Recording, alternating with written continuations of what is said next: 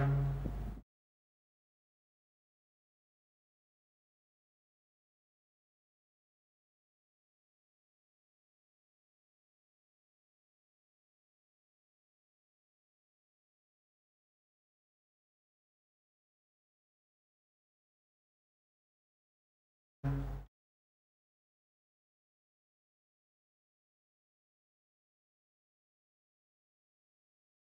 प्यारे बच्चों, आप सभी का स्वागत है अपने YouTube चैनल सिग्मा गुरुकुल पर।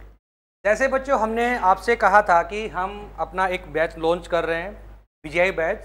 तो उसकी ये मेरी रीजनिंग की पहली क्लास है, ठीक है। और इसमें आज मैं आपको दिखाता हूँ कि आपके जो एनटीपीसी और एसएससी जीडी में किस प्रकार के क्वेश्चन आते हैं और इसको कैसे ट्रिकी सोल्व किया जाता है।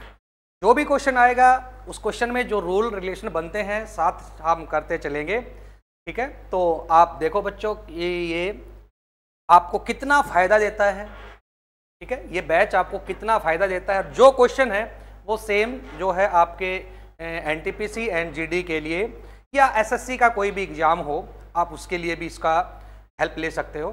तो चलो बच्चों स्टार्ट करते हैं। आज अपने बैच में रीजनिंग की पहली क्लास है, ठीक है। और कैसे क्वेश्चन है देखते हैं कि उनको किस प्रकार सोल्व करते हैं, ये देखते हैं, ठीक है। और सबसे पहले आपको टाइम दिया जाएगा कि आप उसको एक बार सोल्व करके देखो, 15-20 मिनट, 20 सेकंड, 30 सेकंड, ठीक है। फिर देखो अगर नहीं बनता है तो देखो फिर वो सर कैसे बनाते हैं, क्या ट्रिक देते हैं। अगले जैसे ही अगली क्लास आएगी तो उसी प्रकार देखोगे आप भी कि पीछे हमने कैसे किया था या उसके क्या रूल थे, क्या रेगुलेशन थे, आप उसके अकॉर्डिंग उसको देखोगे। तो चलो देखते हैं अपना पहला क्वेश्चन क्या है इस अपनी पहली क्लास में और किस प्रकार के क्वेश्चन बने हैं ये हम देखते हैं। चलो ये है हमारा पहला क्वेश्चन, ठीक है।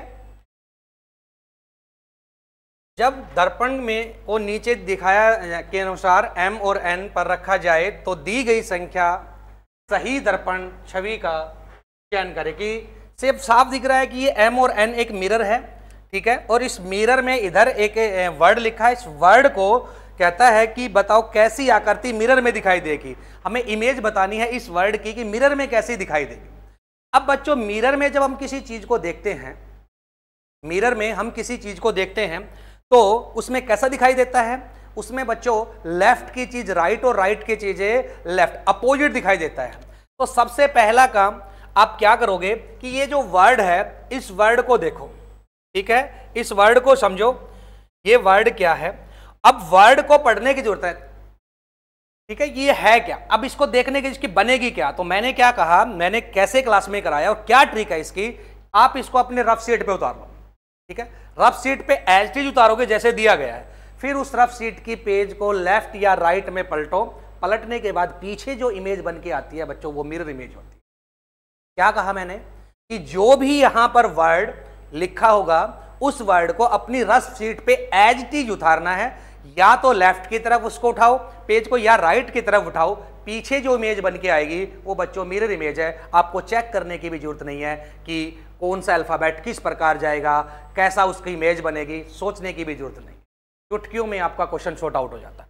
फिर मैंने कहा कि इसका एक पैटर्न है कि इसमें लेफ्ट और राइट चेंज होता है। तो बच्चों इतना तो कंफर्म है कि यहां पर जो y है ये आगे आएगा।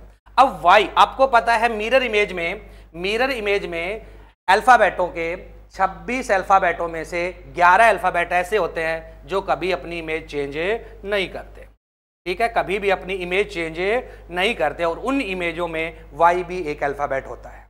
तो इसीलिए y सेम पोजीशन लेके आएगा। उसकी हेल्प के लिए ऑप्शन आपके पास होंगे हमेशा। ये वाला कभी भी ऑप्शन नहीं हो सकता, ये वाला भी कभी नहीं हो सकता, ये दोनों बच गए। उसके बाद सेकंड अल्फाबेट h है। अब h स्मॉल है, कैपिटल तो हो ही नहीं सकता बच्चों, ये वाला भी हट गया। इसका मतलब इसका पहला ही आंसर है। अगर आपने इसकी इमेज रखी हो और आपने उस पेज को पलटा, पीछे जो इमेज बन के आएगी सेम इमेज होगी बच्चों, ठीक है। अगर कभी आगे ऐसा क्वेश्चन आता है तो आप अपना ये फंडा अपनाओगे कि रफ शीट पर एज इट इज उतारकर रफ शीट को आप ऐसे लेफ्ट या राइट चेंज करोगे, पीछे जो इमेज बन के आएगी वो बच्चों मिरर इमेज होगी, ठीक है। रहेगा याद। चलो नेक्स्ट क्वेश्चन की तरफ चलते हैं।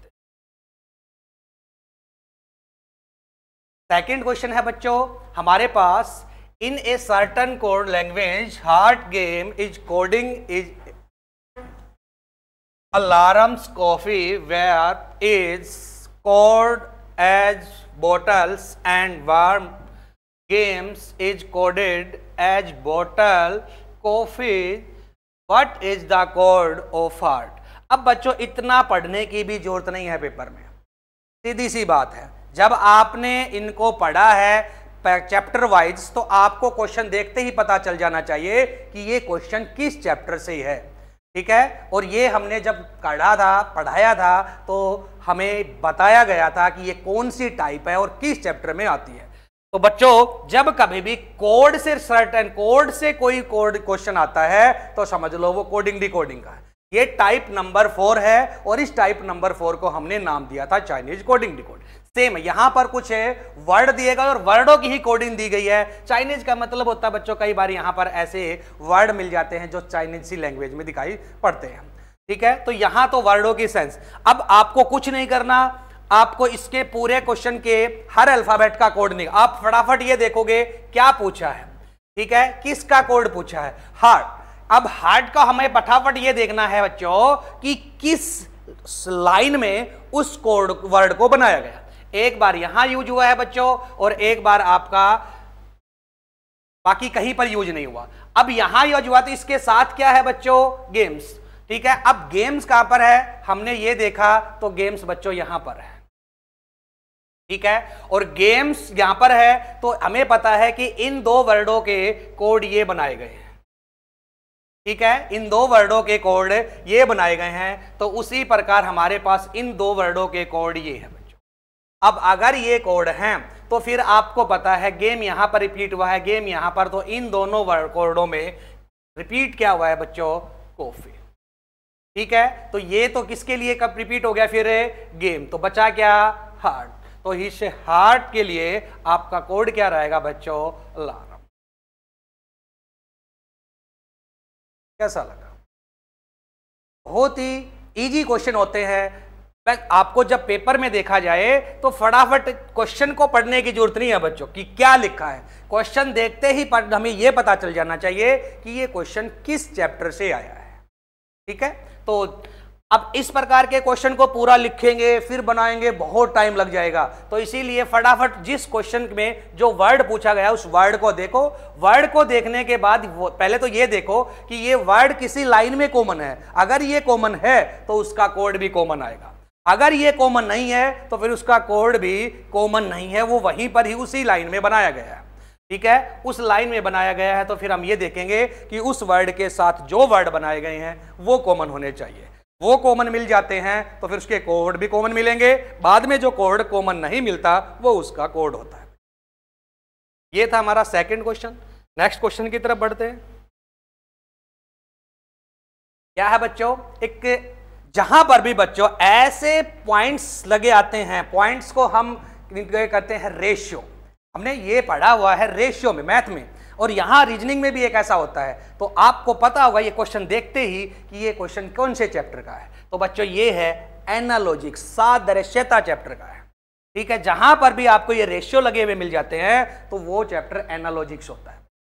अब यहां पर इसमें क्या होता है, इसका रूल क्या होता है, क्या रिलेशन होता है, कैसे क्वेश्चन निकालते हैं। तो बच्चों इसमें कभी कभी 2 पार्ट देते हैं, कभी 3 भी दे देते हैं। आजकल 3 का पैटर्न चला हुआ है। तो आप क्या करोगे बच्चों कि जो पहला रेशियो बनाया गया उसमें कोई ना कोई उसने कोड किया है, कोई लॉजिक बनाया है, उन दोनों को किसी न किसी कोडिंग में लिखा है। तो सेम उसी पैटर्न पे इनको देखना है और सेम यहां बनाना है बच्चों। अब हमें इसमें कई प्रकार, कभी स्क्वायर देखते हैं, कभी मल्टीप्लाई देखते हैं, जो भी आप देखो उस क्वेश्चन से आगे जो डिजिट दिया गया उससे आगे नहीं बढ़ेंगे। तो अब अगर मैं 4 और 15 की बात करूं तो 4 जो है 4 का स्क्वायर, और स्क्वायर माइनस कर दे तो 15 हो जाता है, लेकिन 6 का स्क्वायर करें -1 करें तो नहीं बनेगा। तो फिर हम दूसरा सोचते हैं, मल्टीप्लाई सोचें कि इस 4 को मैं किससे मल्टीप्लाई कर दूं, 3 से मल्टीप्लाई कर दो बच्चों। अगर मैं 4 को 3 से मल्टीप्लाई कर देता हूं तो क्या आ जाता है बच्चों, 12, और 12 में अगर मैं 3 जोड़ देता हूं तो बन जाता है 15। ठीक है। अब ये 3 यहां से ये भी यूज हो सकता है, या बच्चों अपनी तरफ से भी 3 आ सकता है। ठीक है, जैसे ही मैंने अगला बनाया, 6 को मैंने 3 से मल्टीप्लाई किया, कितना आया बच्चों 18। पहले मैं 3 ही ऐड कर लेता हूं ताकि सिमिलरिटी बने, तो 3 को ऐड करते ही मेरे पास क्या आ गया बच्चों 21। तो अब हमारे पास पैटर्न यहां भी वही रखेंगे कि किस डिजिट को 3 से मल्टीप्लाई कर दें और 3 ऐड कर दें, वैल्यू आ जाए। तो हमने यहां पर 13 देखा बच्चों, 13 को 3 से मल्टीप्लाई किया और प्लस 3 किया, इक्वल टू क्या आ गया 42। ठीक है, तो इसका मतलब ये है कि छोटे डिजिट से बड़े डिजिट की तरफ बना रहे हैं तो हम मल्टीप्लाई सोच लें। अगर उधर से सोचते तो डिवाइड करते, डिवाइड करने पर पॉइंटों में चली जाती, पॉइंटों को खेल समझना मुश्किल हो जाता है। तो इसीलिए हमने इधर से देखा कि इसने पहले स्क्वायर सोचा, दिमाग में पहले स्क्वायर आया क्योंकि वो 4 के नियर बाई है।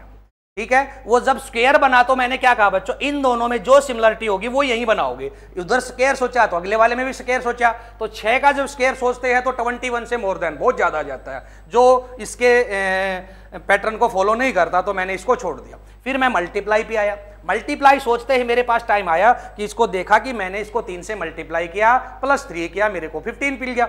आगे भी फिर मैंने यही अप्लाई किया तो ये वैल्यू हमारे आगे। अब मुझे पता चल गया यहां वैल्यू निकालनी है, इसका मतलब इसको 3 से मल्टीप्लाई और प्लस 3 करूंगा 42 आएगा। तो इसमें 3 में क्या किया बच्चों, मैंने ऑप्शन से लेके मैंने 13 को मल्टीप्लाई किया 3 और 39 और प्लस 3 किया तो 42 बन गया बच्चों। बहुत ही अच्छा क्वेश्चन था। नेक्स्ट चलते हैं।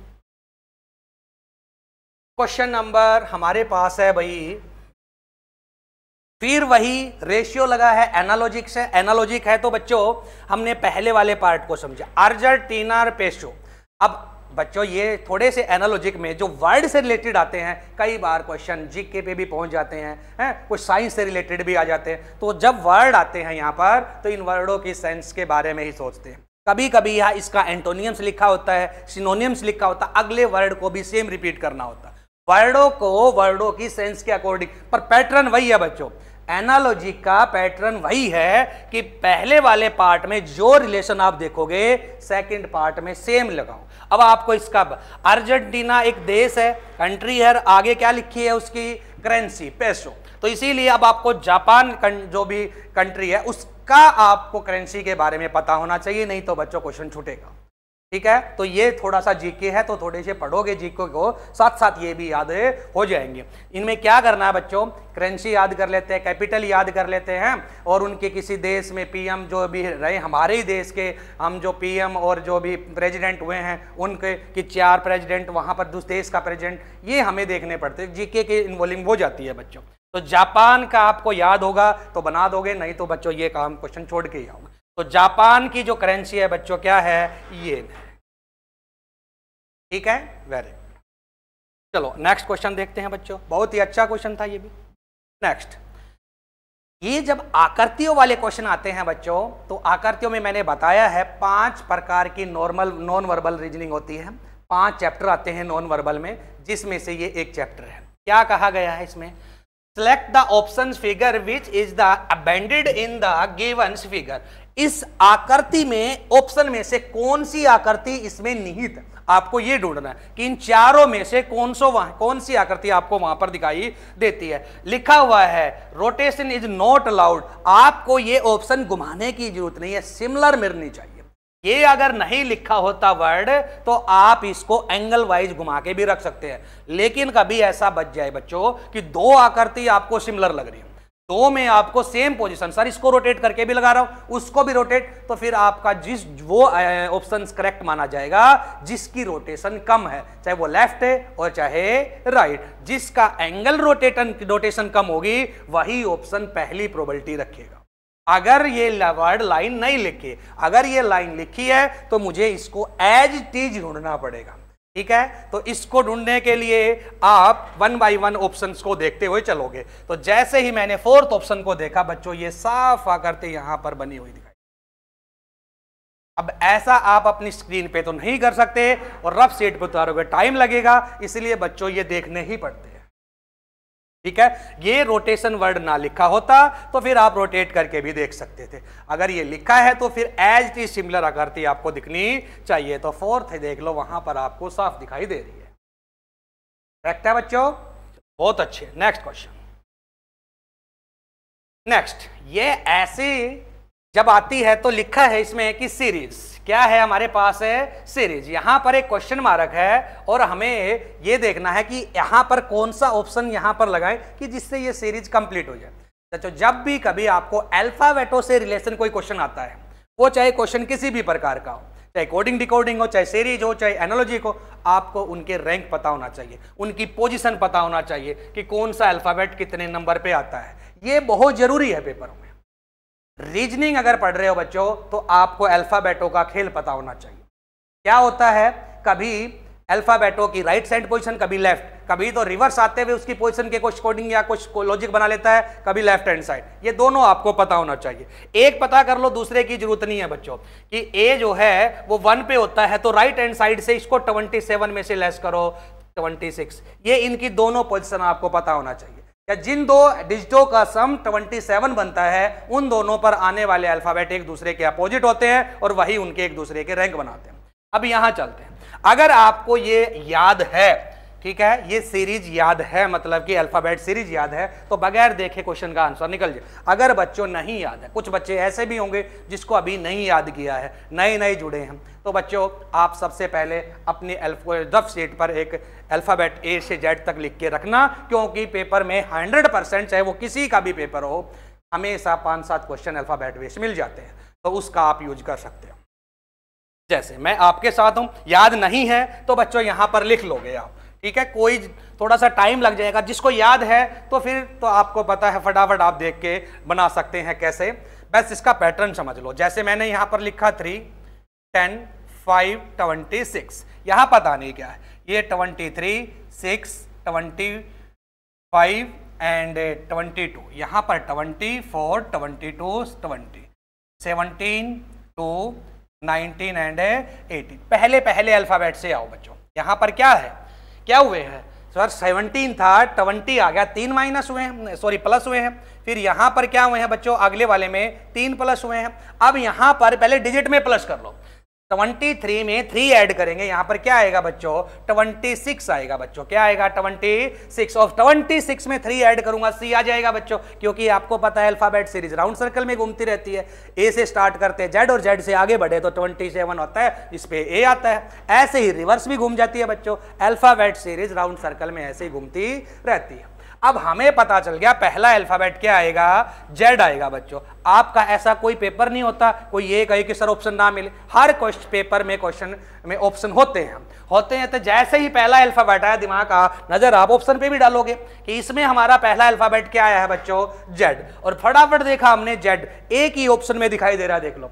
ऐसी किस्मत बहुत कम मिलती है, ठीक है, नहीं तो जेड 3 में मिलता है, 1 में नहीं मिलता, ठीक है। तो हमारे तो यहां पर दे रखा है जेड पहले इसी में है सर, बाकी किसी में है ही नहीं, तो इसका मतलब इसका यही ऑप्शन आंसर है बनेगा। अगर बच्चों नहीं है तो फिर आप दूसरे से आ जाओ, ठीक है। 2 बड़े हैं, फिर हमारे 2 बड़े हैं और तो 2 बढ़ा देंगे तो हमारे पास अगली वैल्यू आ जाएगी 6 और 2 8। 8 नंबर पे क्या आता है बच्चों, एच। इसका मतलब हमारा करेक्ट आंसर चल रहा था, ठीक है। तो जब भी अल्फाबेट बेस्ड कोई क्वेश्चन आता है तो उस क्वेश्चन में आप पहले अल्फाबेट को डिजिट लिख लो। अगर याद नहीं है, करेक्ट याद होने चाहिए, अच्छी प्रकार याद होने चाहिए। अगर याद नहीं है तो थोड़ा सा टाइम लगा लो, 5-10 सेकंड और लगाओ, अपना आंसर करेक्ट बनाने के लिए ऑप्शन लिख लो, ठीक है। इनके रैंक लिख दो, रैंक से उनके क्यों, क्योंकि रैंक में डिजिट में कुछ भी प्लस और माइनस करो आप फटाफट सेकंडों में मर सकते हो, लेकिन अल्फाबेट प्लस करना तो ठीक, माइनस करने में 2 या 3 गुना टाइम लग जाता है। इसीलिए बच्चों गलती न हो और याद ना हो अच्छी प्रकार से, कुछ याद हो तो आप उसको लिख के करोगे वो बेटर है। गलत करने से 2-3 सेकंड 10 सेकंड ज्यादा लग जाए वो अच्छा है। तो इसीलिए क्वेश्चन को करने से पहले एक बार उसके रैंक जरूर लिख लो, अगर याद नहीं है तो। चलो बच्चों क्लियर है, नेक्स्ट क्वेश्चन की तरफ बढ़ते हैं। नेक्स्ट क्वेश्चन क्या है, वेरी गुड। मैंने क्या कहा, क्वेश्चन को पढ़ने की, क्वेश्चन देखते ही क्वेश्चन का आंसर पता चल जाना चाहिए कि ये क्वेश्चन का पता चल जाना चाहिए कि ये कौन से चैप्टर है। जैसे ही मैंने इस क्वेश्चन को देखा, ऑप्शन देखा, ये सिंबल्स रीजनिंग से चैप्टर है, पढ़ा होगा आपने, एक चैप्टर सर ने कराए होंगे या मैंने जब कराया था तो पेपर में क्वेश्चन क्लास में कैसे कराया वो मैंने इसका समझाया। तो जैसे ही क्वेश्चन पढ़ देखा, देखते ही हमारे पास क्वेश्चन का पता चला ये क्वेश्चन तो सिंबल्स रीजनिंग से। अब सिंबल्स रीजनिंग के हमने 3 प्रकार की टाइप पढ़ी थी, कैसे कैसे, तो इसमें ये सेकंड टाइप है बच्चों। सेकंड टाइप में क्या है कि ये एक स्टेटमेंट दे रखी है और इस स्टेटमेंट में बताया गया है कि किस कौन से ऑप्शन के 2 डिजिटों को आपस में इंटरचेंज कर दूं तो इक्वल टू 26 आए बच्चों। अब डिवाइड वाली वैल्यू है, ठीक है, तो हमें अब 1 बाय 1 ऑप्शन टैली करने पड़ेंगे बच्चों इसमें, ठीक है। फिर भी कभी कभी किस्मत अच्छी होती है तो मिल जाता है, कभी फर्स्ट सेकंड या थर्ड, 3 तो सेट करके देखने ही पड़ेंगे। अगर 3 गलत हैं तो लास्ट वाले पे आंसर लगा दो, अगर आप अच्छी प्रकार से कैलकुलेट कर रहे हो तो, ठीक है। अब पहले मैंने जब इस क्वेश्चन को करते हो स्टार्ट करने के लिए पहला क्या रोल करोगे कि डिवाइड वाले को पहले देखा करो। जैसे ही डिवाइड वाले को देखेंगे तो पहले डिवाइड वाले को चेंज करने के साथ में जो डिजिट है उसको चेंज करने। अगर मैं इसको यहां पर डिजिट की वैल्यू चेंज करता हूं तो यहां पर 9 है, अब ये वाला डिजिट ऐसे डिजिट के साथ तो चेंज करोगे जो इसका मल्टीपल है, तो सबका ही मल्टीपल है ये, ठीक है। तो एक बार 9 को यहां पर चेंज करके देखें तो 9 यहां पर चेंज हो रहा है, 9 यहां पर चेंज हो रहा है, ठीक है। 9 को 12 के साथ चेंज करके देखें, सेकंड वाली को 27 वाले में करेंगे तो बहुत छोटा हो जाएगा, जो 126 आ ही नहीं सकता सर मल्टीपल। तो मैंने 9 को साथ चेंज किया तो 12 9 जा होते हैं, यहां पर मैंने 12 रखा और यहां पर मैंने 9 रख दिया, तो मैंने 12 से इसको काटा तो कितना आ गया बच्चों 9, और 16 को 9 से मल्टीप्लाई करेंगे तो 9 6 54 5 और 9 और 5 14, 144 आ गया बच्चों, ठीक है। क्या आ गया हमारे पास है 144। फिर यहां पर प्लस क्या है बच्चों 9, प्लस मैंने 9 किया तो ये आ गया बच्चों आपके पास 153, और 153 में से 27 अगर लेस कर दूं तो बन जाता है 126।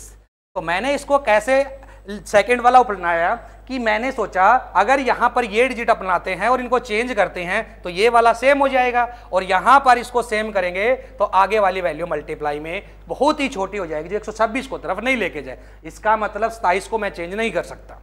फिर मैंने सेकंड को उठाया कि सेकंड सही है सर 9 और 12, ये नहीं उठाता तो मैं थर्ड वाला उठाता, क्योंकि यहां पर भी छोटे डिजिट है, क्योंकि 108 16 की टेबल में आता है, तो मैंने पहले सेकंड को ही उठा लिया।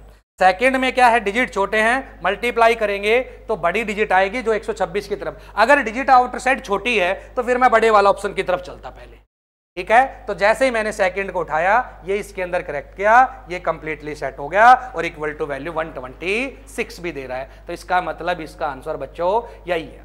इसने क्या किया एक बार फिर देख लेते हैं। मैंने इसकी क्या किया बच्चों, इसके 2 डिजिट चेंज कर दिए, 16 और 9 और 12। 9 की जगह पर मैंने 12 रख दिया और मल्टीप्लाई 16 और प्लस 9 माइनस 27। अब इसको सॉर्ट आउट किया, यहां पर इसको काटा बच्चों 9 और 9 को जब मैं 16 को इसके मल्टीप्लाई किया 144 और प्लस 9 और माइनस 27 इक्वल टू बन गया 126।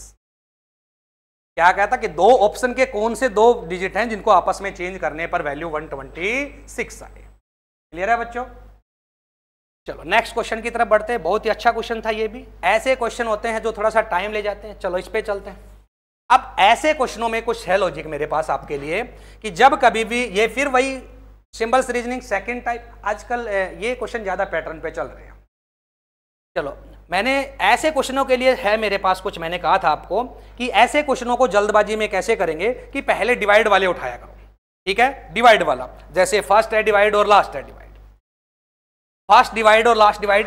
जैसे मैंने माइनस और डिवाइड को चेंज किया, माइनस की जगह पर डिवाइड और डिवाइड की जगह पर माइनस। जैसे मैंने यहां पर डिवाइड करूंगा 96 नीचे आ जाएगा जो फ्रैक्शन वैल्यू बना जाएगा, और फ्रैक्शन वैल्यू बना जाएगी इक्वल टू 30 तो है नहीं, इसका मतलब पहला ऑप्शन तो गया। फिर मैं लास्ट वाले पे आया क्योंकि यहां पर भी डिवाइड है। मैंने डिवाइड को यहां पर क्या किया, डिवाइड के साथ मल्टीप्लाई और मल्टीप्लाई के साथ डिवाइड चेंज किया। यहां पर मैंने डिवाइड रख दिया बच्चों, यहां पर मैंने मल्टीप्लाई। आप समझे ना मैंने पहले को कैसे कट ऑफ किया, कि मैंने कहा कि पहले डिवाइड वालों को पकड़ो। डिवाइड वाले को जब पकड़ोगे तो वहां पर जब आप वैल्यू को राइट हैंड साइड की वैल्यू जब अपॉन में लेके जाओगे तो वो फ्रैक्शन में नहीं आना चाहिए। 96 को जब नीचे रखेंगे ये कंप्लीटली डिवाइड नहीं हो सकता। अगर डिवाइड ही नहीं हो सकता तो फ्रैक्शन में तो वैल्यू भी नहीं है ना, पॉइंट में भी बैक साइड दे रखा है, तो ये सॉर्ट आउट नहीं हो सकता। इसलिए पहला ऑप्शन करेक्ट नहीं है सर, गलत। फिर हम दूसरे डिवाइड की तरफ पहुंचे तो फोर्थ वाले में दे रखा है, मैंने इसको उठाया तो मैंने इसको डिवाइड, क्योंकि ये देखो अब यहां पर डिवाइड आया, ये इसके नीचे आ जाएगा और ये इससे कट गया 24। अब हमारे पास मल्टीप्लाई है, क्या है भाई, 4 नीचे आते ही मल्टीप्लाई है डिवाइड के बाद, इसमें बोडो मास यूज, वेरी गुड। एक और बात बच्चों, इसमें बोडो मास यूज किया जाएगा। अगर इसी क्वेश्चन के मिडल में लिखा हो नॉट एप्लीकेबल फॉर बोडो मास, अगर यहां पर ये लाइन लिखी हो तो फिर स्टार्टिंग में जो डिजिट है उसी से शॉर्ट आउट कर दो। अगर पहले ये बात नहीं लिखी तो उस क्वेश्चन में बच्चों हमें बोडो मास यूज करना पड़ता है, ठीक है। और उसमें आपको पता है बोर्ड कि पहले ब्रैकेट सोल होती है, ब्रैकेट नहीं तो ऑफ सोल होता है, फिर डिवाइड और फिर मल्टीप्लाई और फिर ऐड और फिर सब्सट्रैक्शन। अब हमारे पास न तो ब्रैकेट है न ऑफ है, हमारा सीधा डिवाइड से सोल्व हुआ, इसीलिए हमने डिवाइड से सोल्व करना स्टार्ट किया। 24 को मैंने 3 से मल्टीप्लाई किया तो कितना है बच्चों, हमारे पास 72 और 72 हमारे पास यहाँ पर आया और फिर मैंने माइनस क्या कर दिए, हमारे पास है 44 प्लस है और 58 है, हमारे पास बच्चा 44 माइनस है 72 प्लस है 58। अगर मैं इसमें से इसको लेस कर देता हूँ, ठीक है, इसको इसमें से मैंने लेस कर दिया तो वैल्यू क्या आएगी बच्चों, 12 में से इसको माइनस करेंगे 8 और ये 28 और 28 में इसमें ये 28 किस चीज का आया बच्चों, माइनस का, क्योंकि माइनस मोर देन है। फिर मैंने इसको इसमें से माइनस कर दिया बच्चों तो मेरे पास क्या आया 30, तो इक्वल टू क्या वैल्यू बनी 30। तो इसका मतलब इसमें आंसर कौन सा गया बच्चों 4, ठीक है। जब ये करने से पहले आपकी कैलकुलेशन भी अच्छी होनी चाहिए, ठीक है, जोड़ घटा गुना भाग ये आने चाहिए, थोड़े से हमारे पास टेबल्स भी पता होने चाहिए। तो इसीलिए इन क्वेश्चनों में आप के पास आपकी थोड़ी सी स्किल जो है वो थोड़ी सी कैलकुलेशन बेस अच्छी होनी चाहिए। नेक्स्ट चलें बच्चों। हाँ, ये इसका रूल है, ये इसका थोड़ा सा पकड़ने का तरीका, जरूरी नहीं है कि ये पर पकड़ की हो जाती है, पता चल जाता है कि ये ऑप्शन काम है नहीं करेंगे। जब डिवाइड को पहले उठाते हो तो डिवाइड अगर फ्रैक्शन देता है तो वो ऑप्शन छोड़ दो, क्योंकि इक्वल टू फ्रैक्शन है नहीं है। चलो नेक्स्ट क्वेश्चन की तरफ बढ़ते हैं बच्चों। नेक्स्ट क्वेश्चन क्या है, देखो जब भी ऐसा क्वेश्चन देखते ही पता चल जाए, क्या कहा था मैंने, जब भी कोडिंग लैंग्वेज लिखा है तो समझ लो पहली चैप्टर का क्वेश्चन है, कोडिंग डिकोडिंग का क्वेश्चन है। कोडिंग डिकोडिंग में ये टाइप नंबर 2, ये भी पता है हमें कौन सी टाइप का, type number 2 alphabet 2 digits coding बनाई गई है। अल्फाबेट 2 डिजिट कोडिंग बनाई गई है तो बच्चों उसकी पकड़ कैसे करोगे, ठीक है। जैसे ही अल्फाबेट के साथ उसके डिजिट लिखे होते हैं तो पहले ये देखो, ये मत देखो कोडिंग कैसे की है, क्या कोड हुआ। सबसे पहले तो रैंक आपको याद होंगे, फिर आप ये देखो कि जिस वर्ड की कोडिंग बनाई है उस वर्ड में कितने अल्फाबेट बनाए गए। कितने अल्फाबेट है बच्चों, 1 2 3 4 5, कितने अल्फाबेट हैं 5। और अगर उसके पीछे लिखे हुए डिजिट मोर देन 5 है, 6 हैं 7 हैं 8 हैं, तो फिर समझ लो कि इसके रैंक के साथ कोई कोडिंग बनी, इसके रैंक के साथ कोई कोडिंग बनी है, इसके अलावा कुछ नहीं हो सकता। जब कभी भी अल्फाबेट्स के बराबर इससे एक भी ज्यादा डिजिट हो जाता है तो समझ लो अल्फाबेट के रैंक से रिलेशन बना है, या तो उसके लेफ्ट हैंड साइड या उसका राइट हैंड साइड बनाया गया। तो जैसे ही आपने यहां पर इस वर्ड को देखा तो आपने इसको रैंक लिखने स्टार्ट कर दिया। तो मैंने इसको यहां पर उतार लिया, इसको समझेंगे तो अगले वाला भी समझ जाएंगे। तो मैंने इसके रैंक लिख दिए बच्चों 1 18 7 21 एंड 5। बट सर ये तो नहीं है, ये तो नहीं है, नहीं है तो मैंने इसको कहा कि इसके 2 रैंक होते हैं, एक लेफ्ट हैंड है राइट। फटाफट दूसरे वाले को याद नहीं है पर 27 में से माइनस करके मैं बना सकता हूं सर। जैसे ही मैंने लिखा 26, ये आ गया 9 20 एंड 6 एंड 22। जैसे ही मैंने इस रैंक को लिखा कुछ से मिलावटी से क्वेश्चन डिजिट आने स्टार्ट हो गए। जैसे ही मैंने ऊपर वाले से नीचे ऊपर वाले से तो अलग ही लग रहे थे, ऊपर वाले रैंक से तो बहुत ही अलग लग रहे थे। जैसे ही मैंने इसके राइट हैंड साइड पोजीशन निकाली, सर ये कुछ इसके साथ है, सिमिलर से डिजिट दिखाई देने लगी। इसका मतलब आप एक बार इसको फिर दोबारा देखा, सर ये 22 मेरे को इस लाइन के इस कोडिंग के लास्ट में दिखाई दे रहा है। फिर मैंने देखा सर 6 मेरे पास भी है, फिर 20 भी मिल गया सर, 9 भी मिल गया और 26। अब पता चला इसने क्या कोड, देख लो। अब आप इस क्वेश्चन को देखो और मैंने जो कहा उसको समझो। मैंने क्या कहा, जब अल्फाबेट के पीछे कभी भी नंबर आते हैं तो आप रैंक ले सोचोगे। अब रैंक सोचोगे तो फिर आप ये देखो कि उस वर्ड में कितने अल्फाबेट है का ये वर्ड बनाया गया है। अब मैंने देखा सर 2 2 4 और 1 5 डिजिटों अल्फाबेटों का ये वर्ड है, और इसके पीछे जो डिजिट लिखे हैं वो मोर देन अगर 5 हैं तो समझ लो रैंक का ही खेल है, बाकी इसके अलावा कुछ नहीं है। ठीक है, कुछ मत सोचो। अगर ये एज इट इज मुझे नहीं मिलता तो मैं सोचता इसी के बारे में, या तो यही लिखा है या यही लिखा है। अगर ये एज इट इज नहीं है तो इसमें कुछ प्लस माइनस सोचना स्टार्ट कर दो। कोडिंग कुछ होती है ना, कोडिंग कुछ प्लस कर दे, कुछ माइनस, कुछ प्लस माइनस सोचना स्टार्ट कर दो। और इतना बड़ा भी प्लस माइनस नहीं होता कि आप ये सोचो कि कभी सर 20 20 10 10 18 18 माइनस प्लस कर ले, ऐसा होता ही नहीं। मोर देन 2 3 5 4 तक जाती है। ठीक है, 1 2 3 तक ही प्लस माइनस होते हैं, इसके अलावा ज्यादा माइनस में नहीं होते। हाँ, 1 से स्टार्ट होकर माइनस करते करते 7 8 तक भी पहुंच सकता है, वो तो फिर नेचुरल नंबर माइनस हो गए, उसकी तो मुझे कोडिंग पता चल गई। तो यही कह रहा हूं बच्चों कि अल्फाबेट के पीछे नंबर अगर उससे ज्यादा है तो रैंक है, या तो लेफ्ट या राइट, एज इट इज नहीं तो कुछ प्लस माइनस। ये तो मुझे एज इट इज ही मिल गया। क्या किया इसने, इसके अपोजिट रैंकों को रिवर्स से लिख के स्टार्ट किया। अब इसको भी चेक किया, देखो इसका रिवर्स होता है भाई 25, देखो यहां लिखा है। अब आप यहां पे आ जाओ, इसको मुझे बनाना है तो ए का अपोजिट अभी लिखा आपने कितना 26, कहां जाएगा लास्ट, सबके लास्ट में 26 है बच्चों। फिर उसके बाद सी होते 3 और 3, और 27 में से माइनस करेंगे बच्चों तो हमारे पास आ जाता है 24। तो मुझे पता है लास्ट में 26 24 एंड 24 आएगा। तो मैंने देखा 26 24 ये नहीं बना रहा, 26 24 ये बना रहा है, ये भी बना रहा है, और 26 24 ये तीनों ऊपर वाले को छोड़ दो, अगला चलो फिर 5 22 आएगा, उसके बाद 22 आएगा उसके बाद। ठीक है, फिर हमने आगे चले तो यहाँ पर हमारे पास 12 12 15 आएगा। चेक करो बच्चों, हमारे पास होना चाहिए 15 22 24 15 22 24 एंड 26 बच्चों, इसे लास्ट इज राइट आंसर। ठीक है, तो मैंने क्या कहा कि जब अल्फाबेट की कोडिंग नंबर के साथ आती है सेकंड टाइप, मैं जब भी किसी चैप्टर को पढ़ाता हूं बच्चों तो उस चैप्टर की प्रत्येक टाइप और प्रत्येक प्रकार की टाइप में आने वाले क्वेश्चनों की ट्रिक बता के हुए चलता हूं। तो मैंने कहा ना, क्वेश्चन देखते ही पता चल जाना चाहिए कौन से चैप्टर से कौन सी ट्रिक का कौन सी टाइप्स का क्वेश्चन है। दिमाग में अगर ये बात है तो आप 100% उस क्वेश्चन को निकाल जाओ। ठीक है, चलो नेक्स्ट क्वेश्चन की तरफ चलते हैं। चलो यहां पर एक ये सीटिंग अरेंजमेंट आई है बच्चों, क्या हमने भी सीटिंग अरेंजमेंट सीखी है। ठीक है, तो सीटिंग अरेंजमेंट करने के क्या रूल हैं, क्या रिलेशन है, वो भी हमने बताए हुए। चलो इसको चलते हैं। कहता है कि 6 मित्र हैं M N P Q R north direction की ओर फेस करके बैठे हैं, एक स्ट्रेट लाइन सीधी रखी है। ठीक है, एन के लेफ्ट और ठीक 3 व्यक्ति बैठे हैं, लिखा है ना बच्चों। अब n के लेफ्ट पहले, सबसे पहले हमने क्या कहा कि उसने कितने बंदे हैं हमारे पास, 2 2 4 और 2 6 हम एक डॉट लगा देते हैं। ठीक है, हमारे पास 6 डॉट है। फिर कहता है n के लेफ्ट 3 व्यक्ति हैं।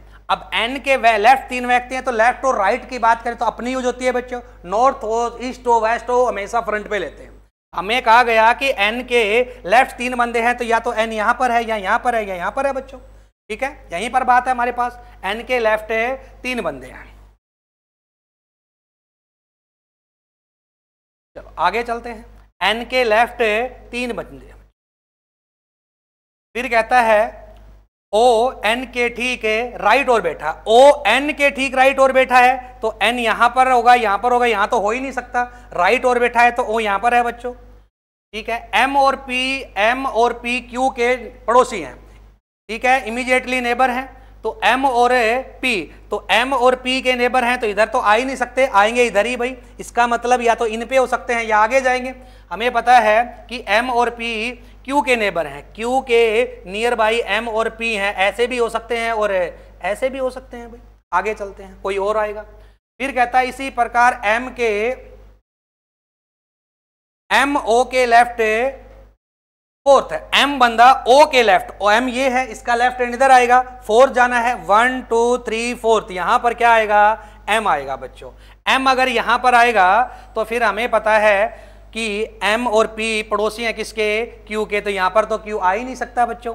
ठीक है, यहां पर तो क्यू आ ही नहीं सकता, तो हम यहां पर बनाएंगे, ये क्यू हो गया और ये क्या हो गया बच्चों, पी हो गया हमारे पास। ठीक है, 2 2 4 और 1 5। उसके बाद हमारे पास क्या बचा है, आर। ठीक है, आर की सिचुएशन है, देख लेते हैं कहां बैठेंगे। फिर हमसे क्वेश्चन क्या पूछा ये देखते हैं बच्चों, क्योंकि आर की पोजीशन हमारे पास नहीं है। तो second to the left of N, क्या पूछा इसने, हमसे पूछा गया कि where is the R seated, तो आर कहां बैठा है।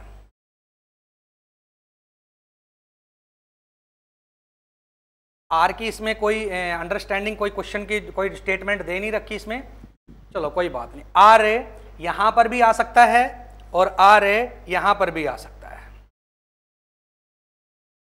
ठीक है, चलो उसने कहा एन के लेफ्ट सेकंड है, एन के लेफ्ट सेकंड है, नहीं एन के लेफ्ट सेकंड आ ही नहीं सकता, सेकंड सकते हैं। पी के राइट थर्ड है, पी के राइट थर्ड है, 1 2 3, पी के राइट थर्ड है, एम के ठीक लेफ्ट राइट है, एम के राइट नहीं है, ओ के लेफ्ट थर्ड है, ओ के लेफ्ट थर्ड नहीं है, तो इसका मतलब आर की पोजीशन है यहां पर है और मुझे यहां पर ही बिठाना पड़ेगा।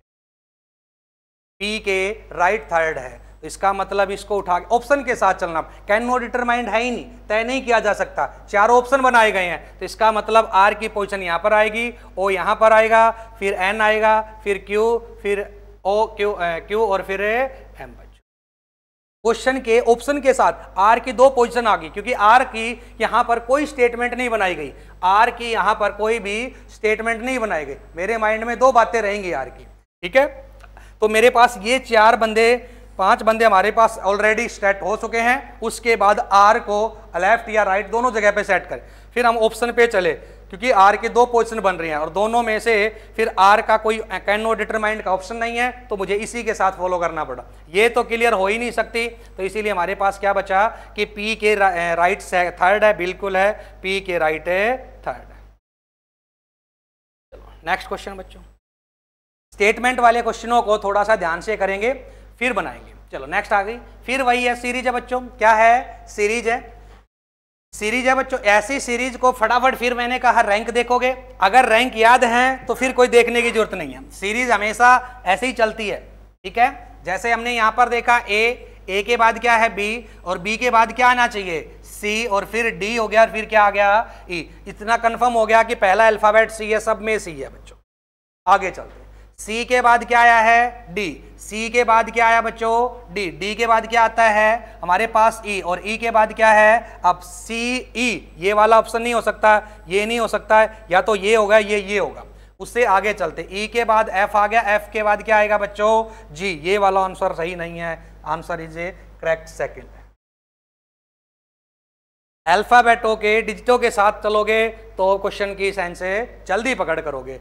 ये तभी हैं जब ये तो कंटिन्यूटी दे, क्या थे कंटिन्यूटी अल्फाबेट है। देखो अगले के बाद अगला, अगला के बाद अगला, तो ये तो साफ साफ हमें बगैर रैंक से भी पता चल गया। ठीक है बच्चों, next question, which option represents of correct order of the givens word as they would appear in the English dictionary. कौन सा विकल्प दिए गए शब्दों के सही क्रम को दर्शाता है जैसा कि वे अंग्रेजी शब्दकोश में दिखाए गए हैं। तो बच्चों जब ऐसा क्वेश्चन दिखते हैं, वर्ड दिखते हैं, तो सीधी सी बात है डिक्शनरी के वर्ड के अनुसार बनाए जाते हैं। अब डिक्शनरी देखनी आती है तो आप इन वर्ड क्वेश्चनों को फटाफट इजीली सॉल्व कर सकते हो। ठीक है, जिस बच्चे को डिक्शनरी देखनी आती, आज मैं उसको डिक्शनरी के बारे में बताता हूँ कैसे दिखते हैं। अब मुझे इन बच्चों इनको अरेंज करना है। अरेंज करने के लिए सबसे पहले क्या करोगे, सोचो हमें नहीं देखनी आती, कोई बात नहीं देखनी आती, हमें इतनी जरूरत नहीं है, हम रीजनिंग पढ़ रहे हैं, हमें ट्रिक पता होनी चाहिए बस। सबसे पहले आप क्या करोगे, पहले वाले जो वर्ड सिमिलर हैं पांचों के जितने भी ऑप्शन हैं उनके काट दो। पी पी इन सब में है, देखो पी है, सबको छोड़ दिया। फिर ओ भी सर सब में है, इन सबको छोड़ दिया। ठीक है, उसके बाद वाले अल्फाबेट सर अलग है, सब अलग है। अब तो ये पता होगा ना कि alphabet A B C D E F G, ये तो सबको ही पता होगा। अब इनमें चलते हैं, डब्ल्यू बहुत पीछे आता है, फिर डब्ल्यू यू से पहले आता है, फिर डब्ल्यू पीछे चला गया, फिर आई, फिर एल। सर ये डब्ल्यू यू और डब्ल्यू ये तो बहुत पीछे हैं, पर उनसे पहले आई आती है या एल आता है। इसका मतलब 4 मेरा पहला है क्योंकि एल से पहले आई आती है, और 5 मेरा सेकंड। 45 कौन सी ऑप्शन बना रहा है, ये चल रहा है, यही आंसर करेक्ट है।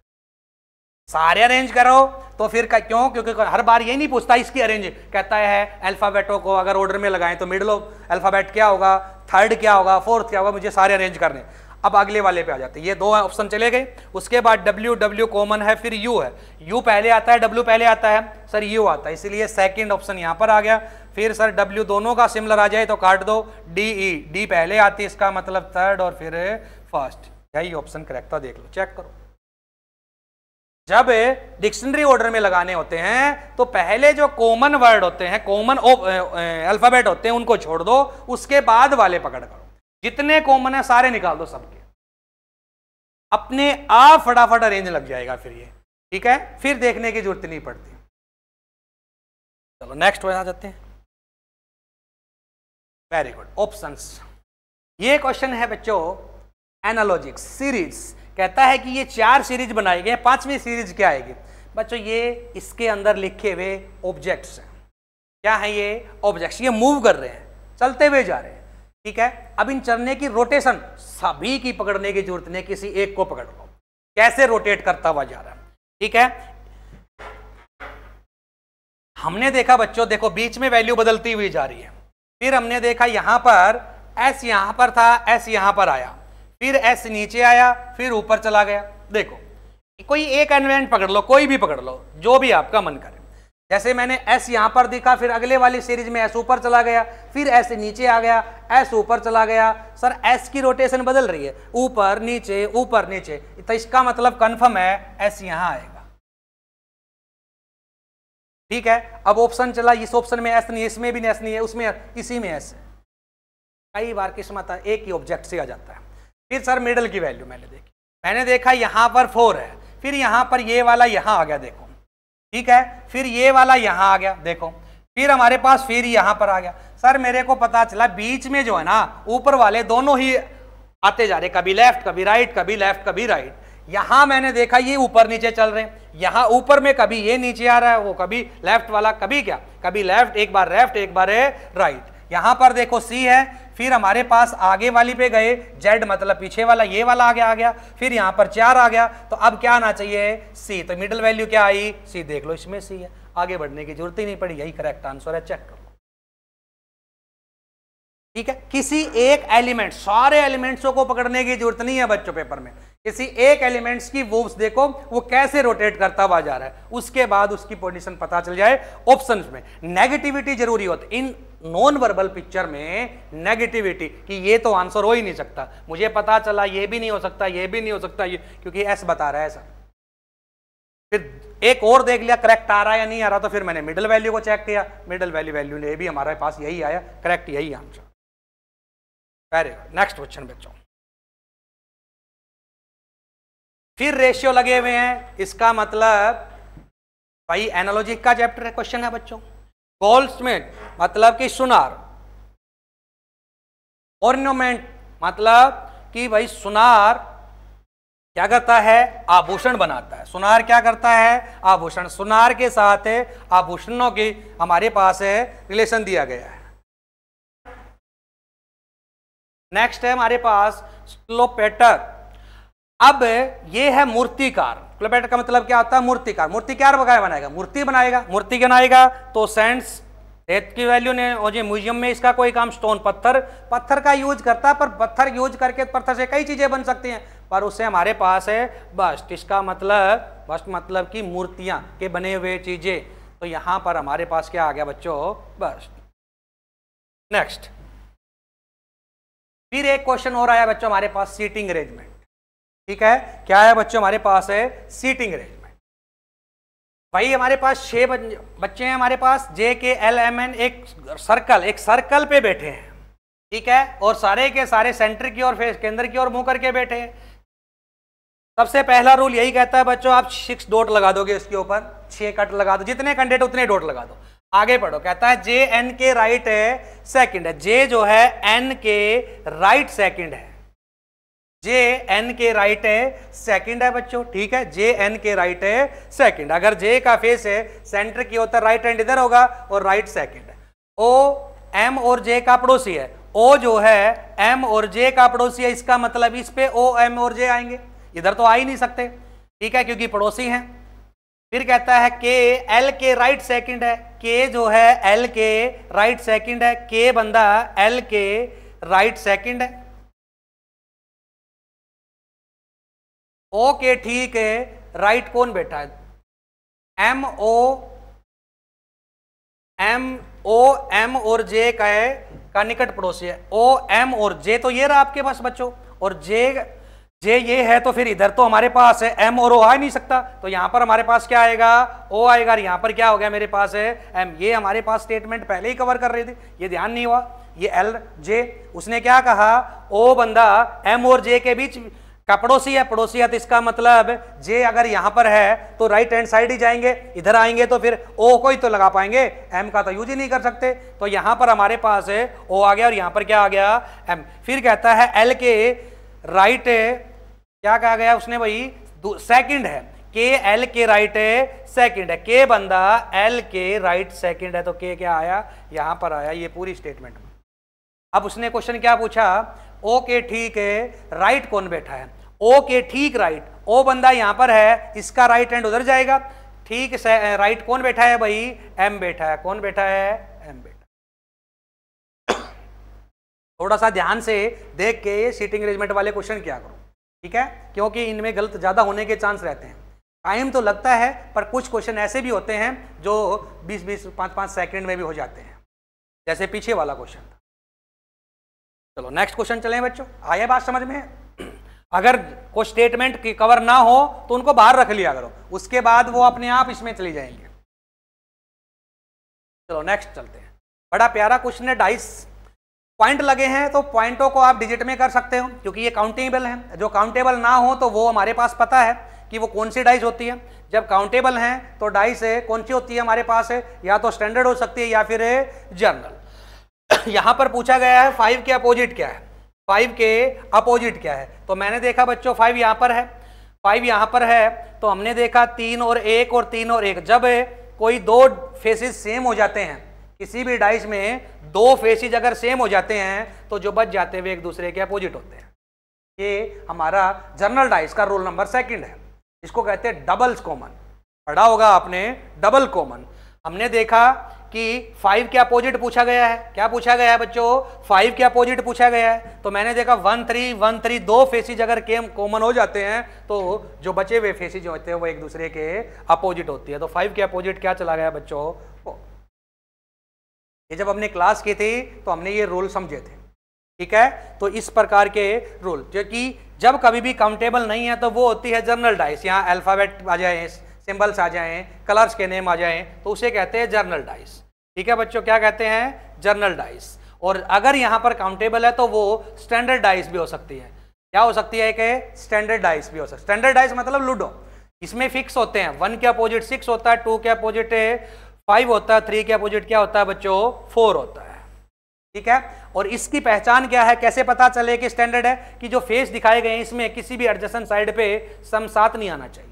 अगर 7 नहीं आता है तो डाइस स्टैंडर्ड है, और उसमें अपोजिट साइड फेस क्या हो जाते हैं हमेशा क्या रहेंगे, फिर 7 रहेगा। लेकिन यहाँ पर देखो 4 और 3 है 7, ये जर्नल डाइस है बच्चों, क्या है ये एक जर्नल डाइस। चलो नेक्स्ट क्वेश्चन की तरफ चलते हैं, बहुत ही अच्छा क्वेश्चन है। श्लोक, स्टेटमेंट एंड कंक्लूजन, न्याय एंड निगमन, कथन और निष्कर्ष। ये बच्चों कराने के अलग अलग तरीके हैं। वेन डायग्राम से हो सकता है, हमारे पास 150 से हो सकता है, ठीक है। पर वेन डायग्राम एक बड़ा ही अच्छा और फेयर देने आंसर देने वाला एक रूल होता है हमारे पास, वेन डायग्राम। तो आप क्या करोगे, सबसे पहले स्टेटमेंट का एक वेन डायग्राम बनाओगे। अब वेन डायग्राम के कुछ टाइप्स बनाई हुई है, मैंने समझाया हुआ है कैसे बनाते हैं। सबसे पहले यहां चलते हैं, कहता है ऑल टेबल्स आर वुड, सारी की टेबल जो हैं वो वुड। जिस वर्ड के साथ ऑल लगा होता है वो अंदर आता है भाई, ऑल टेबल्स आर वुड्स। ठीक है। फिर कहता है ऑल वुड्स आर पेंट, सारी वुड्स जो हैं, लकड़ियां जो हैं वो पेंट्स हैं। फिर देखो ऑल किसके साथ बना हुआ है, वुड, तो देखो वुड्स अंदर आया किसके, पेंट। फिर कहता है नो पेंट्स, क्या लगाया है कि स्टेटमेंट लगे यहां पर लगाई गई है नो, तो मैंने यहां पर इसके साथ नो का मतलब हमारा होता है नेगेटिव, यहां पर नेगेटिव बनाया गया है कौन, पेंट्स, किसके साथ है, स्टील के साथ। No paints is a steel, तो स्टील हमने अलग से बना दिया कि ये पेंट और स्टील आपस में जुड़ नहीं सकते किसी भी प्रकार। जब पेंट जो है वो स्टील के साथ नहीं जुड़ सकता, तो फिर स्टील जो है वो वुड्स के साथ भी नहीं जुड़ सकता और टेबल के साथ, तो इसका मतलब ये अपने आप नेगेटिव बन गया इसके। ठीक है, अब चलते हैं कंक्लूजन।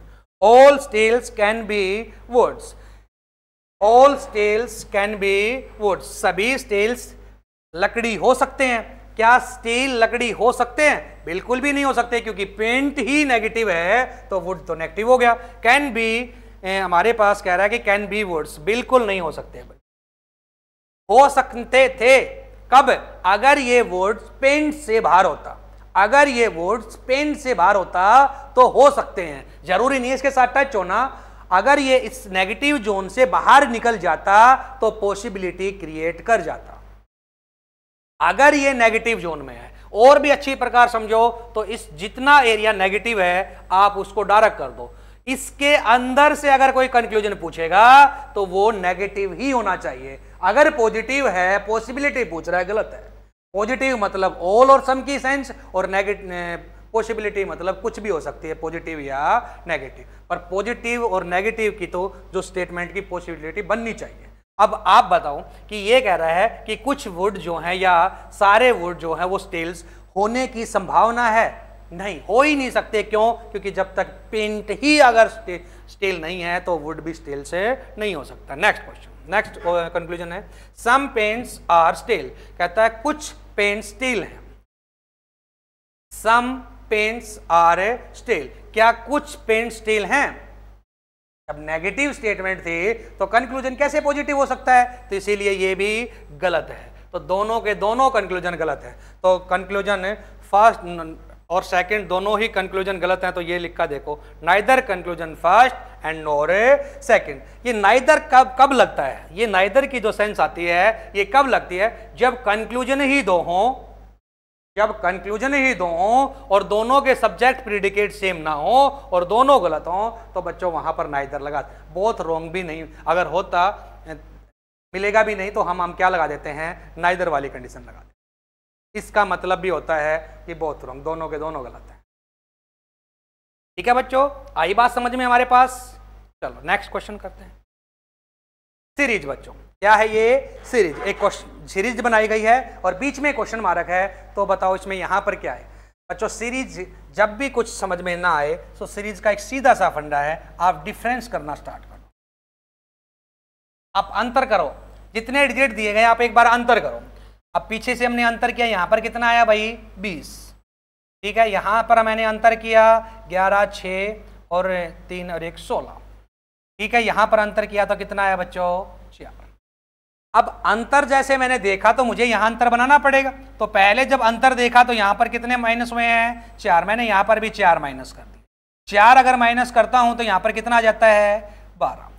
अगर यहां पर 12 आया है तो यहां पर जो डिजिट होगा उसमें 12 ऐड करूंगा तो अभी तो 25 बनेगा, तो हम यहां पर क्या रखें 13, क्योंकि 13 प्लस 12 होते हैं 15। अब 4 इसमें से माइनस करूंगा तो यहां पर कितना आ जाएगा 8। अब 13 में से 8 माइनस कर दो तो कितना बच जाएगा 5, और 8 में से 4 माइनस करेंगे तो वैल्यू क्या आ जाएगी 4। तो यहां पर हमारा करेक्ट डिजिट क्या आ गया बच्चों, ठीक है, क्या आया मेरे पास है सेकंड। जब सीरीज का खेल समझना है और कुछ समझ में ना आए तो समझ लो उसका अंतर कर लो, अंतर से आधी से ज्यादा सीरीज बन जाती है, ठीक है, अंतर करो, अंतर में फिर कोई लॉजिक ढूंढने की कोशिश करो। अगर यही क्वेश्चन मार्क लास्ट में होता तो फटाफट बन जाता, जब क्वेश्चन के बीच में आ जाता है तो बच्चों दोनों तरफ के अंतर करने पड़ते हैं, फिर उस अंतर को मुझे समझना पड़ता है कि उसमें क्या लॉजिक क्या पैटर्न, और सबसे इंपॉर्टेंट पैटर्न यही है कि आपको डिफरेंस समझ आना चाहिए। ठीक है, डिफरेंस में अगर लॉजिक ना बने तो मल्टीप्लाई सोचने स्टार्ट कर दो, पहला डिजिट दूसरे का कितना मल्टीप्लाई है, दूसरा तीसरे का कितना, एज चीज ये भी नहीं होते, कुछ प्लस माइनस सोचोगे। ठीक है, चलो नेक्स्ट क्वेश्चन की तरफ बढ़ते हैं बच्चों। यहां पर भी क्वेश्चन मार्क है। ठीक है, फिर मैंने कहा एक सीरीज है, इसमें आपका क्वेश्चन मार्क है, देख लो एक बार क्या आता है। जब क्वेश्चन की सीरीज असेंडिंग या डिसेंडिंग ऑर्डर में चल रही है, असेंड बढ़ते बढ़ते क्रम में जा रही है, घटते ही घटते क्रम में जा रही है, तो डिफरेंस एंड मल्टीप्लाई काम कर जाएगा भाई। आपने यहां पर अंतर करना स्टार्ट किया।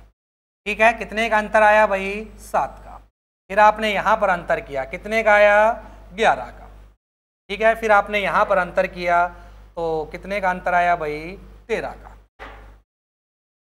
ठीक है, फिर आपने यहां पर अंतर किया, कितने का अंतर आया भाई, 7,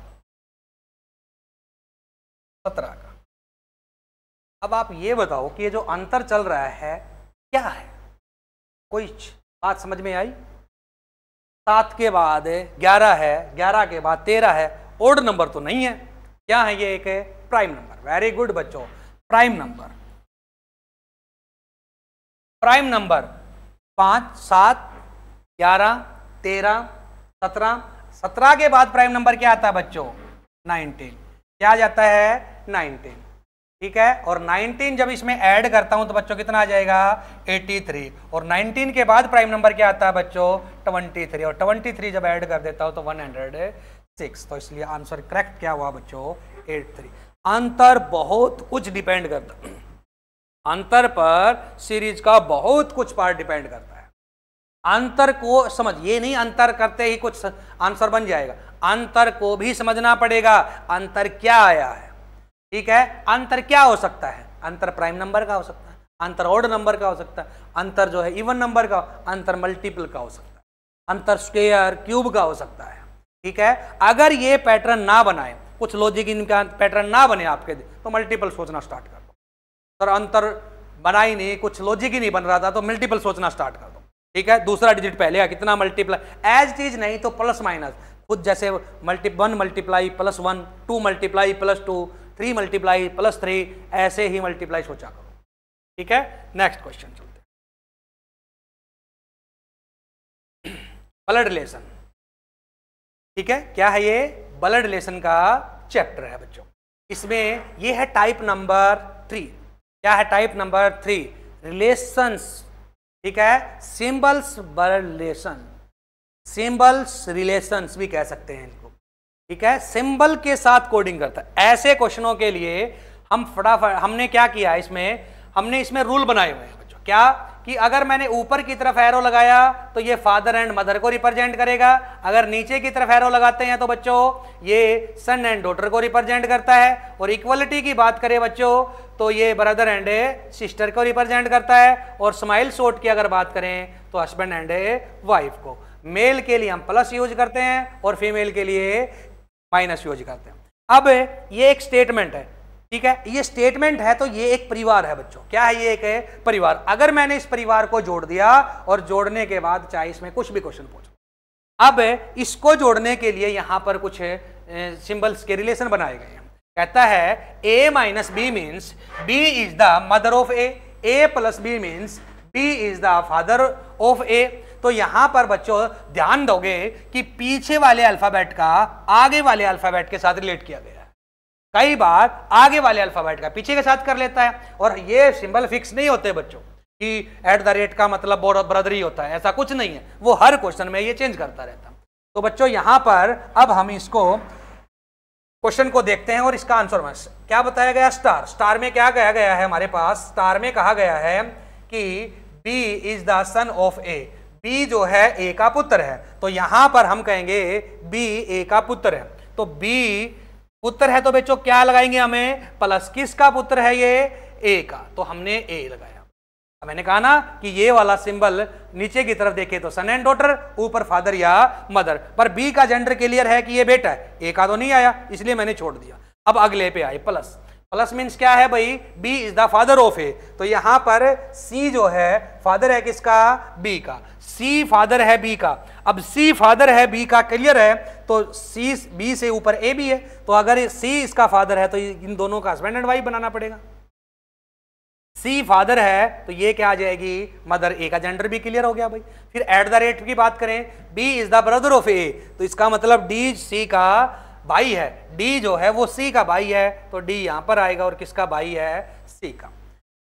फिर माइनस, माइनस में क्या कह रहा है, मदर है भाई, मदर है तो क्या कहोगे, ई मदर ऑफ ए डी, ई माँ है किसकी, डी की, तो ई माँ है किसकी, डी की। तो ये एक फैमिली तैयार होगी। अब पूछ लो क्या पूछा है, क्या पूछा हमसे, ई का ए से, ई ए से किस प्रकार संबंधित है, ई रिलेटेड टू ए, ई का ए से बताना है भाई। ई अगर डी की माँ है तो सी की भी माँ कहलाएगी, अगर सी की माँ है तो सी कहेगी कि मेरी बेटे की पत्नी है, तो ई क्या लगी भाई इसकी, मदर इन लॉ, क्या लगी इसकी, मदर इन लॉ। तो इसीलिए इसका आंसर क्या आ गया, जब ऊपर से नीचे की तरफ रिलेशन करते हैं तो बड़ा वाला रिश्ता आंसर जाता है, और नीचे से ऊपर की तरफ रिलेशन बनाते हैं तो छोटा रिश्ता आंसर जाता है। यहां पर पूछा ई रिलेटेड टू ए, तो ई क्या लगी है कि मदर इन लॉ। अगर पूछा जाता ए रिलेटेड टू ई, तो फिर हम दूसरे वाला रिलेशन बताते कि डॉटर इन लॉ। ठीक है बच्चों, जब ऊपर से नीचे की तरफ आते हैं तो बड़ा रिश्ता आंसर आता है, और जब नीचे से ऊपर की तरफ जाते हैं तो छोटा रिश्ता आंसर आता है। ठीक है, तो ये है इसको करने का तरीका, कि ये आपको सिंबल्स पता होना चाहिए। 4 ही सिंबल होते हैं, इसके अलावा कोई सिंबल भी नहीं। सबसे पहले ये देखो कि यहाँ रिटेल किस प्रकार किया है, आगे वाले का पीछे के साथ रिलेशन बनाया गया है या पीछे वाले का आगे के साथ। फिर इस स्टेटमेंट को उसी फैमिली में कन्वर्ट कर दो, देखने की भी जरूरत नहीं पड़ती, फटाफट आंसर आ जाए। क्लियर है बच्चों? तो ये थी हमारी आज की रीजनिंग की क्लास। कैसी लगी आपको और कितने अच्छे क्वेश्चन थे। अगर यही क्वेश्चन आप कंटिन्यूटी करते रहोगे मेरे साथ, तो मैं आपको एनटीपीसी या एसएससी एसएससी या कोई भी एग्जाम की तैयारी कर रहे होगे 100% स्कोर करा दूंगा। ठीक है, हर के क्वेश्चन अगली जो वीडियो आएगी उसमें भी कुछ अच्छे क्वेश्चन होंगे इसी बेस के साथ। ठीक है, तो हमारी जो ये टेलीग्राम चैनल और इंस्टाग्राम को फॉलो करो, और इनके हमारी जो ये जो मैंने आपको पढ़ाया है ये सारे के सारे नोट्स आपको हमारे टेलीग्राम चैनल पे मिल जाएंगे, जो वीडियो के लास्ट में लिंक दिया गया होगा। ठीक है, वहां से आप ये पीडीएफ भी ले सकते हो। थैंक यू बच्चों।